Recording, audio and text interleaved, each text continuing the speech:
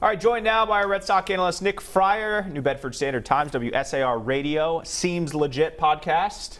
It's everything. Yeah, you got it right. It's everything. Well-rounded individual. All right, Red Sox into the All-Star break with another win today, 68-30. Before we get into the first half and second half assessments, what'd you make of today's game, getting another win when, Brian Johnson was serviceable, but they were able to squeeze it out? I think the biggest surprise, I know it was at the beginning of the game and it was a little thing, but Xander Bogaerts' home run, he's been one of the biggest surprises of the first half. We'll get into a few others later, but one thing you're seeing every single time with Xander, again, we've talked about how he's staying behind the ball every single time. He's not getting out in front. And I think he might be the most underrated hitter on this team right now. As much as JD Martinez doesn't get as much credit as he deserves, Xander Bogaerts is one of the best shortstop in the game, and he didn't even come close to getting into the All-Star game. He is hitting better right now than he did when he was an All-Star a few years back. And it's, I think, a health thing, too, because he struggled at times when he's been dealing with injuries. That is a great sign heading into the second half. All right, as we stand here now, their best percentage-wise first half ever. Now 4.5 games up on the Yankees. I just went and watched the tape when we did predictions before. You had them making the playoffs, 93 wins. But did you think they would be this good? I think everyone a little surprised. No, I don't think anybody thought they would be this good. This offense, top to bottom, has been very impressive. I mean, even Jackie Bradley Jr.'s kind of caught on of late. And I know I said he was going to hit, 295? One of your projections was he'd bat 290. That was wrong. Your other one was Hanley Ramirez would be best MVP offensive. The offensive MVP with Hanley Ramirez, I still don't think that was too stupid because I thought he was going to be kind of like an X factor. That's the way I looked at it. Not like Mookie Betts, who was going to be the best hitter on the team. And he kind of has been to some extent, although JD Martinez, the numbers are better. Speaking of those two, who's your MVP right now for the Sox, Betts or JD? I got to give it to JD Martinez. When you have 80 RBI going into the All-Star break, I understand they've played more games than they have any other year, but in terms of how many games they've played, that is an absurd rate. But I guess it's a little bit of a disappointment. He didn't get 30 home runs, though. You pay a guy that much money, you think, would the DH designation hurt him in AL MVP voting? It will. But it shouldn't. It is a position in baseball. I don't understand why it's a problem for the voters. I don't have a vote at this point in my career, but why? I mean, that's a position. That's where he plays. What's the issue? I don't get it. All right, so what has been your biggest surprise for the Red Sox in the first half that's enabled them to play so well? You got JD Martinez, who's a huge surprise. You have Joe Kelly, who was a surprise to some extent.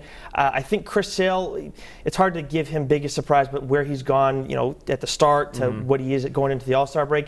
But I think I got to go back to Xander Bogaerts, give it to him. As much as Benintendi's been pretty good too, but Xander Bogaerts, he has been one of the best shortstops in all of baseball. We've been waiting for this to happen for a while now, for him to show power. 16 home runs going into the break. He's going to go past his career high. I'm thinking by the end of this year, Yanni, at worst, Bogaerts will be at 270 with 22 home runs, and we're looking close to 100 RBI. That's at worst with Xander Bogaerts right now where he's at. He's second on the team in RBI. I did not expect that coming into this year. Very impressive. All right, now it's easy at the All-Star game to assess things, but going forward, Red Sox run away with the division, or are the Yankees going to be there through September? I'd like to say they'll run away with it, but there's no shot. I mean, the Yankees are too good a team. Yes, I know they're a few games back now. They lost today to the Indians and split the series, but the way things are going for the Red Sox, they're running into problems with the starting rotation just because of injuries alone. Now you have Erod possibly going on the DL. You have Stephen Wright, who we don't know when he's coming back. Drew Pomeranz, do you really want him back right now? So that's what they're running into. And then the bullpen is good, but it's not great. It's not where it needs to be. There needs to be some improvement made. They need to get that one last guy as your eighth inning guy, that guy you trust, maybe fill in for Kimbrel here and there. But the Yankees, they're not perfect either, clearly, but they are a very good team. They can make a run, and we've seen the Red Sox run into problems in the past. And the Yankees, I feel like are, at least in this century, are historically good in the second half of the season. So that eighth inning guy, bullpen help, is your area of need potentially for the trading deadline? It's the one area of need right now. I know the starting rotation is a short-term concern, but in terms of the postseason, I like the guys that you have right now. Pomeranz out. Stephen Wright is probably out too. And then you're going with Porcello, Erod, Sale, and Price. I know Price against the Yankees is shaky, but against everybody else, really not worried about it. He'll be fine.